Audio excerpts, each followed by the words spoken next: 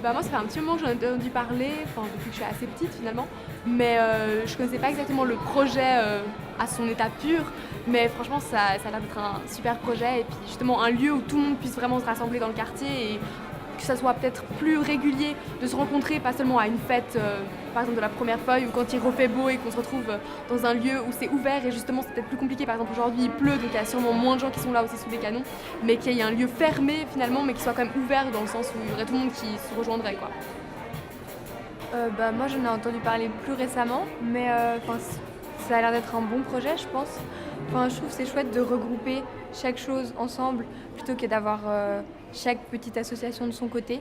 Comme ça il y a vraiment tout le monde qui est ensemble et puis aussi les différentes tranches d'âge qui sont ensemble. Peut-être pouvoir créer un peu des soirées là-bas avec de nouveau toutes les associations, etc. Je pense qu'on peut faire un super projet et puis de toute façon ça sera mieux qu'un parking quoi. Ouais, voilà. C'est sûr. Pour moi c'est vraiment le mélange des populations. Qu'il puisse y avoir des jeunes, des vieux qui se mélangent dans un endroit où il n'y a pas forcément besoin de consommer, qui soit ouvert. D'avoir un lieu en fait qui serait un peu la synergie de tous ces liens qui existent déjà, mais disons on n'a pas un lieu commun. Les associations sont un peu partout. Si elles sont tous ensemble, elles pourront plus se mettre d'accord et avoir plus d'idées ensemble. Donc plus de solutions. J'espère que les conseillers municipaux de la ville de Genève aient le courage de finalement faire l'effort financier pour un projet, parce que c'est finalement la réponse, je dirais, à la démocratie participative. C'est-à-dire il y a un certain nombre de personnes qui se sont animées, qui ont fait autour d'eux un mouvement qui s'identifie à ce projet. Et je trouve que le politique doit lui tendre la main et doit répondre favorablement. Le 8 avril, nous allons avoir un festival du local à la maison de quartier. Alors je vous invite tous à venir nombreux.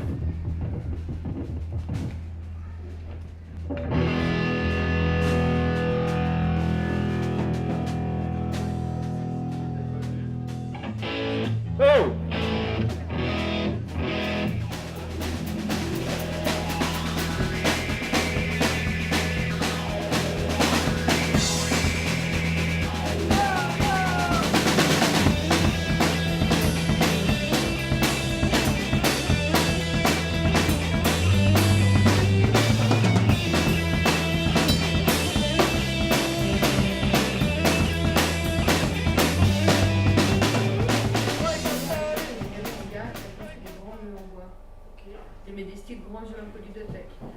Comme il a descendu, comme parce elle a que descendu. ça, alors ça, le carreau, c'est des trucs, il faut qu'on commence à regarder maintenant. Alors, franchement, au niveau budget, on va savoir assez vite. C'est possible, aucune idée, ouais. Peut-être qu'il est dans un des bus et puis que c'est un de ses potes qui l'ouvre la porte. Et puis, ouais. S'il vous plaît, ça, vous ne répondez pas. Moi ici, moi je préfère le chocolat aussi. Moi je veux le grand en manger. Mais dites-lui un par un. Oh, t'en as mangé combien Albert? Vous pouvez passer le sucre, s'il vous plaît. Bah, vous pouvez me donner le sucre, il suffit. Chocolat noir, Mais arrêtez de chocolat noir. Eh bien, on a trouvé Paola qui va nous nettoyer le bar.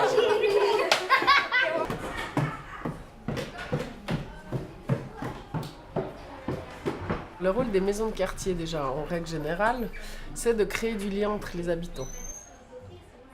Donc c'est à ça que sert la maison de quartier, à permettre aux gens d'avoir un lieu aussi où se retrouver, avoir un lieu où monter des projets. Et puis nous, notre travail, c'est de les soutenir là-dedans. On se voit bien, déjà on aura nos bureaux au rez-de-chaussée à l'accueil, donc on aura ce rôle d'accueil. Donc ça, on le voit bien, on le visualise bien, c'est ce qu'on fait, c'est notre travail au quotidien.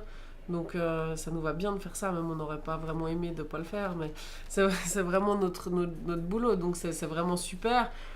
Il y aura tout ce coin rotonde aussi, qui sera en face du bureau. Donc ça aussi, comme lieu d'accueil, c'est super.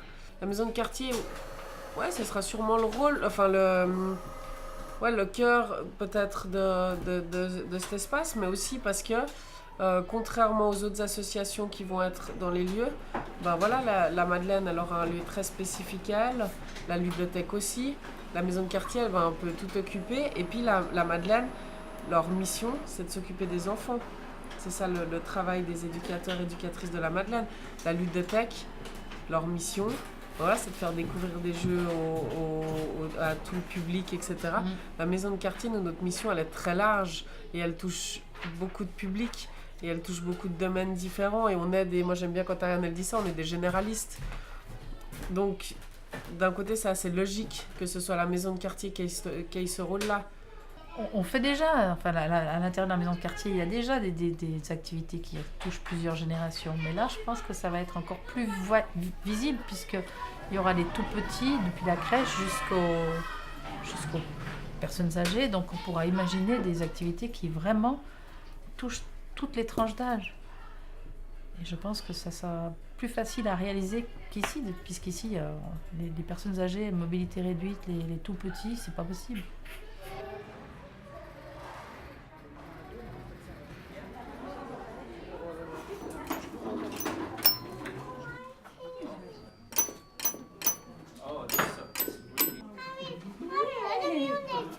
You want to play too?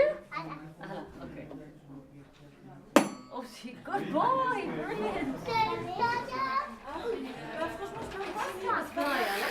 Oui. Oui, merci Daria. Merci. En arrière, c'est bien méchant. Il est trop... merci. Ah, punaise. Il faut que t'arrêtes, Evelyne. Merci. Oups. Moi, je m'en vais. En fait, elle s'est carapaté de nouveau. Ah ouais, je te jure, mais quelle coquine. Et t'auras pas de goûter, hein, il est là, moi je le mange. Allez, hop. Il n'y avait pas de ludothèque et puis on a dû lutter et ça n'a pas l'air, mais quoi? Une ludothèque dans la vieille ville, nous n'avait pas besoin de ça. On s'est tout de suite bien intégré, on a eu tout de suite un grand succès qui a au fond démenti les réticences de la ville. On a eu des ludothèques pleines, vraiment avec plein de monde, ça a tout de suite très bien marché. À la base, c'était un peu comme une bibliothèque. L'idée première, c'était pour prêter des jeux, comme on prête des livres. Et puis au fond, expérience aidant, c'est devenu un lieu social, culturel. Presque les gens se sont retrouvés, se sont mis à jouer. Ça a évolué. Et je pense que la ludothèque, c'est un lieu du quartier et qui doit être intégré aux diverses manifestations dans le quartier. C'est pas toujours évident à mettre en place. La première feuille, on n'a pas pu y participer à cause du mauvais temps, mais quand on y a participé, c'était magnifique. Donc ce genre de choses, il faut qu'on puisse continuer à travailler ensemble avec les partenaires, d'être proche de la maison de quartier qui touche un public qui est aussi qu'on touche aussi, ça permettra vraiment, à mon sens, d'élargir nos activités, de proposer plus de liens et de communication, des événements qui seraient partagés dans un sens comme dans l'autre. C'est ce qui peut nous manquer actuellement, c'est dans l'école, on est un peu excentré de la vie.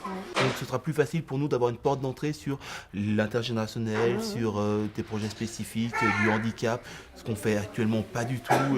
Et voilà, ça va nous permettre aussi d'avoir une ouverture sur les autres et sur le monde. On va créer quelque chose en fait, hein. C'est une expérience. On ne sait pas, on va créer quelque chose. Hein. Il y aura aussi le restaurant scolaire qui viendront quand même, qui continueront à venir. Hein. On aura quand même toujours. Il y aura la crèche aussi, la Madeleine. Et il y aura une crèche aussi sur place, donc on va. Oui. On va toucher des parents qui vont venir chercher les enfants et tout. Alors, non, c'est le fait que ce soit un lieu de vie, qui soit connu et reconnu en tant que tel, je pense que ça nous fera beaucoup de bien à tous les acteurs qui seront dans ce lieu. Donc là, c'était en septembre 2005, on était là. Une fête d'association Hein Ouais. Plusieurs associations qui fêtaient leurs 30 ans, leurs 15 ans, leurs 10 ans. C'était les 30 ans de l'HCVV, l'Association des habitants du centre et de la vieille ville. Et moi j'étais président à l'époque et je me suis dit, c'est idiot de faire les 30 ans que de l'HCVV. Est-ce qu'on ne pourrait pas faire une fête avec les autres associations? Donc on a un peu regardé et on s'est réunis et on s'est dit, on fait une fête tous ensemble de toutes ces associations et que chaque association fait quelque chose un jour dans un lieu différent.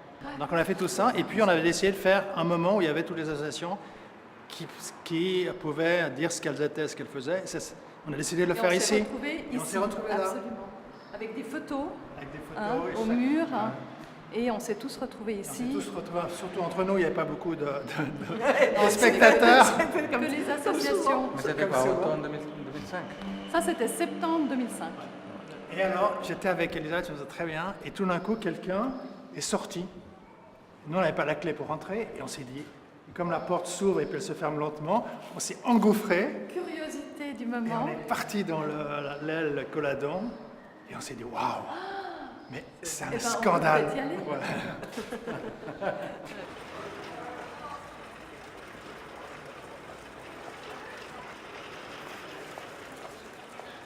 On n'a pas besoin de se faufiler cette fois. Non.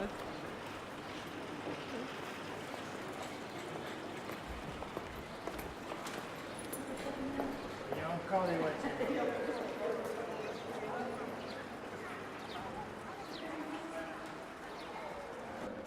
On était entré par là et on était passé là. Et notre idée au départ, tu te souviens, c'était de faire quelque chose seulement là. Oui, on avait pensé que là, 200 mètres carrés. Et même toi, tu voulais faire un trafic de viande. Les halles, et moi des paniers de légumes. Des paniers de légumes. Voilà. Donc on était vraiment dans l'idée d'une petite halle du quartier, 200 mètres carrés, donnant sur Coladon. Et puis... Donc on était tous ensemble, il y avait Doris, et on s'est dit il faut qu'on en parle. Et Doris a dit mais faisons quelque chose chez moi. Et on a fait une soirée chez elle. Début janvier. Début janvier, et puis c'est là qu'on a commencé à fantasmer. Et je me souviens très bien que Jean Spielmann, qui était là, était celui de non. Et il nous a dit, mais faites quelque chose de plus ambitieux, parce que quelque chose de petit là, c'est pas très intéressant. Oui, mais pour nous qui étions arrivés un peu après, c'est pas qu'une question d'association, c'était une question de voisins. De voisins. Et amis et des gens qui habitaient ici, en fait, dans les environs. C'est pour ça que Martin, qui râlait, parce que il y avait les voitures qui rentraient et sortaient, a fait que ça allait au-delà que d'une notion d'associative, mais bien d'habitants, et de voisins et d'amis qui finalement partagent les inquiétudes et puis des injustices.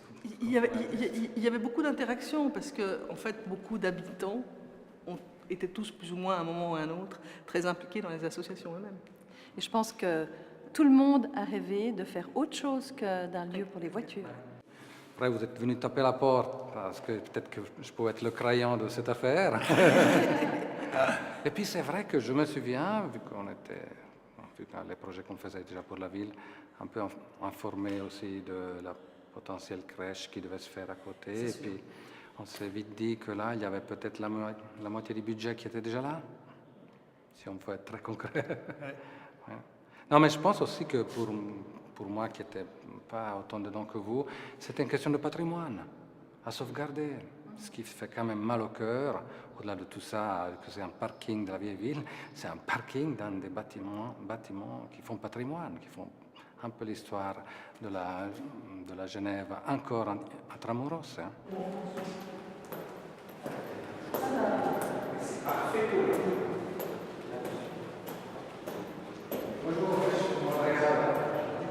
Et puis il y avait toujours la question des combles bouchés. On s'est toujours posé la question s'il y avait un sous-sol, quelque chose. Ouais. En tout cas, un bout de sous-sol il y a, mais c'est vrai que ce ne serait pas étonnant de découvrir après avec les travaux que ça se prolonge sur une partie de sous-sol.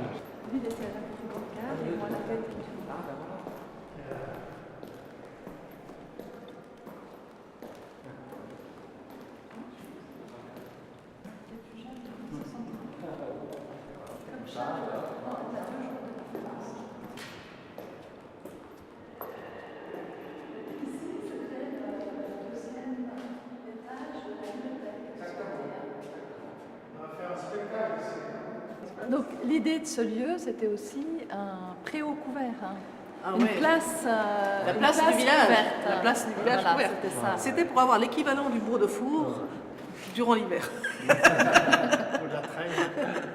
treille. On était chercher les plans d'origine et puis on avait fait un relevé avec le bureau vite fait bien fait. Voilà, qui avait, en fait, on essayait de démontrer que c'était pas vrai parce que évidemment, c'est normal, on essayait de dire non, c'est pas possible. Puis on devait forcément montrer des dessins pour montrer que c'était l'inverse, quoi. Non, c'est juste ça. C'était pas facile parce qu'il y avait beaucoup de résistance au début du fait que non, on peut rien y mettre, on peut rien y mettre. Il fallait passer un cap psychologique pour dire non, mais arrêtez de dire non, il faut juste penchez-vous sur ce lieu et puis vous verrez qu'il y a du potentiel.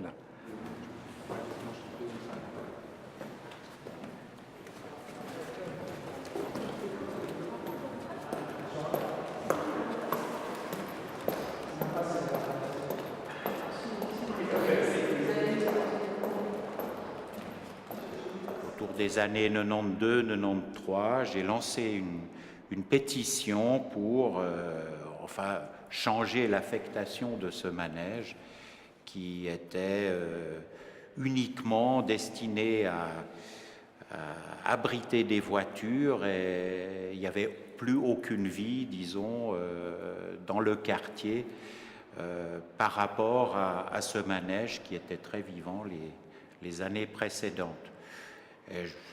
Peut-être qu'indirectement, cette pétition qui n'est pas allée beaucoup plus loin a permis de lancer quelques années après cette idée de réaménager, de réaffecter ce manège à des choses vraiment utiles pour la communauté du quartier. Vous parliez d'artisans au début. Il y avait un moment où Tu te rappelles, au début, on n'avait pas encore envisagé la crèche d'abord, parce que c'était ton idée, tu as dit ça la ville, elle aimerait beaucoup, si on met une crèche dedans. Et puis on a d'abord bricolé, des plans dans nos têtes. Il y avait le petit marché de proximité. Il y avait marché de proximité, il y avait des artisans, mais la salle polyvalente, Jean-Do et moi, on voulait toujours une salle polyvalente, toujours, dès le début. C'est vrai qu'Andrea, il s'est énormément investi dans les plans. Et ça, c'était en juin 2006, un avant-projet. Et là, c'est vrai qu'entre fin 2005 et en fait 2006, donc ça, c'était vraiment un travail sur les plans, les associations. Effectivement, ça a grandi, dépassé l'histoire de la halle pour la ville. Et c'est devenu un projet qui impliquait tout le bâtiment et puis toutes les associations du quartier. Et effectivement, on a passé 2 ans à travailler avec Andrea sur ces plans avant de déposer en fait sur le bureau de Marc Muller ce projet. Et ça, c'était en décembre 2008. Un des points importants, c'est qu'on a essayé de trouver ailleurs des exemples. Et c'était une période sympa puisqu'on s'est mobilisé. On a fait des visites, même des excursions à l'étranger. On a fait des courses d'école à Unternehmen Mitte à Bâle, on est allé à Royal à Tavannes, à la Ronde. Et l'idée c'était d'essayer de s'inspirer de ce qui avait été fait par d'autres. Et l'Unternehmen Mitte, ça nous a beaucoup impressionné de voir cet endroit multigénérationnel avec cette entrée dans un endroit et on sortait par un autre. Donc il y a la possibilité de passer dans l'espace central. Moi, je crois que c'était important parce que c'est vrai que maintenant j'ai oublié cette phase où il fallait mettre en place un programme d'espace et de fonction. Et ça, c'était beau parce que ça fait grandir l'idée et puis ça l'a transformé en projet ou en idée de projet. Et je crois que c'est là où c'était difficile après. J'ai un peu ce souvenir de la part des services de l'administration de la ville. Résister parce qu'on avait vraiment beaucoup d'avance. Ça va juste, c'était pas quelques mots, c'était des dessins, puis c'était des idées précises. Vous avez fait des listes, moi j'ai besoin de ça, de ça, de ça. Et je crois que c'était un moment très important parce que c'est devenu très concret. Après, c'est pas juste des mots et des avis de voisins, de gens qui râlent parce qu'ils n'ont jamais ce qu'ils veulent, mais c'était un projet extrêmement abouti, avec l'accord et enfin, toutes les associations investies dans le projet. Oui. J'ai vraiment souvenir, et ça c'était vraiment beau, parce que vous étiez plusieurs avec chacun ses besoins, ses points de vue, et qu'il fallait vraiment les mettre sur le papier. Et puis ça, c'est toujours un moment un peu difficile, mais vous l'aviez fait, quoi. C'était devenu des lignes, des demandes précises, et puis finalement, après, on peut vraiment commencer à construire un projet, ou une idée de projet. Et puis ça c'était...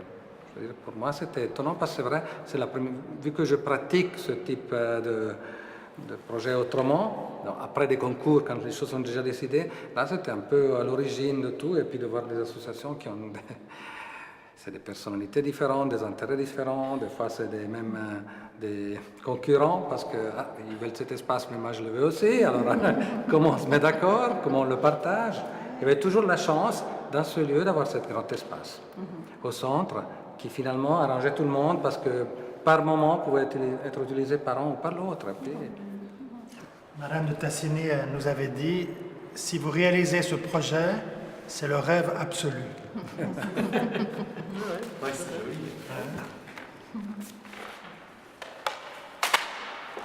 Bon, après, il y a aussi eu justement les changements de magistrats. Alors, c'est ça, on a subi quand même... C'était terrible parce qu'on a chaque fois on devait tout recommencer et puis petit à petit justement ils ont grignoté les mètres carrés, puis pour finir plus personne n'avait les mètres carrés qu'il voulait. Donc le délégué qui était au comité MPT qui devait rendre des comptes au comité de la maison de quartier, de la ludothèque, etc. Il était juste agressé presque.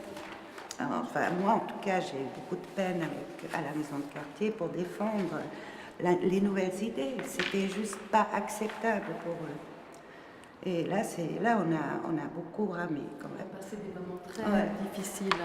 Mais ça, je pense que c'est un projet de cette longueur. On passe tous par des moments plus ou moins heureux. On passe des soirées à rêver et à faire des programmes extraordinaires avec festivals de films, de danse, etc. Comme on passe des soirées un peu déprimantes où effectivement le projet se transforme, on s'y retrouve plus, les associations se battent des mètres carrés, on ne retrouve plus le projet initial et l'envie initiale d'être ensemble. Et effectivement, c'est difficile de tenir sur la longueur, de surcroît avec les changements au niveau politique, ou comme tu dis, il faut tout recommencer. Quand les enjeux étaient là et qu'on avait possibilité d'agir, on était hyper efficace. Je me souviens la soirée chez toi, on faisait tous les plans sur l'ordinateur et il y avait une énergie et tout le monde... on a produit très rapidement des choses qu'ils étaient tellement surpris de voir qu'on arrivait à répondre à leurs demandes dans la semaine. Ce qui a beaucoup soudé l'équipe, c'était lorsque on était un peu agressé par le politique et puis on dit le projet est abandonné. Et à ce moment-là, ça a comme donné un renouveau et puis on a dit on va lancer une pétition et puis tout à coup tout le monde était soudé. C'était comme si ça avait vraiment fait un effet d'électrochoc. Et puis on a dit, oh non, on ne va pas se laisser faire. Et toutes les associations, tout à coup, étaient assez unies. Et puis on travaillait pour le projet, et puis non pas pour leur intérêt de quelques mètres carrés. C'est vrai que donc il y a eu la pétition qui a relancé en 2013 le projet. Et à ce moment-là, effectivement, aussi une motion, qui est une nouvelle motion au conseil municipal, ouvrons le manège, quelque chose comme ça, qui a aussi relancé effectivement le manège. Et après, ça a été extrêmement vite, puisqu'il y a eu en 2014 le concours. D'ailleurs, l'association Manège pour tous, 2 membres du comité ont participé au concours. Et ça, c'était quand même une belle ouverture de la ville, de dire, mais vous serez toujours dans le projet. Et ils nous ont toujours consacré du temps, on a toujours pu être entendus, même si parfois, effectivement, on avait l'impression de ne pas parler la même langue par moment, mais disons qu'on a toujours été invités quand même aux séances. Et c'est vrai que d'avoir pu participer au concours, être membre du jury du concours, c'était quand même une belle opportunité. Heureusement, c'est aussi les architectes qui étaient très à l'écoute de notre projet, très à l'écoute des associations. Et puis là, ça fait maintenant 2 ans, effectivement, où c'est les associations, les professionnels qui se sont complètement appropriés le projet, alors qu'avant, on avait l'impression que c'était le projet un peu manège pour tous, et alors que là, ils ont enfin pu travailler sur des plans, et en fait, c'est ce qui leur manquait. Ils en avaient un petit peu marre de travailler sans savoir, d'être dans le rêve, alors que pour nous, ça nous convenait bien aussi. On a beaucoup rêvé, mais eux avaient besoin, les professionnels, de travailler sur des plans.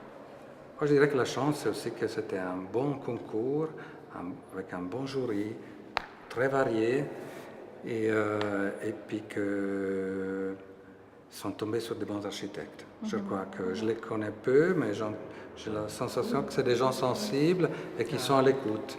Et c'est un lieu ici tellement chargé d'histoire, de transformation, qu'il faut être à l'écoute depuis le premier jour, sinon on se trompe.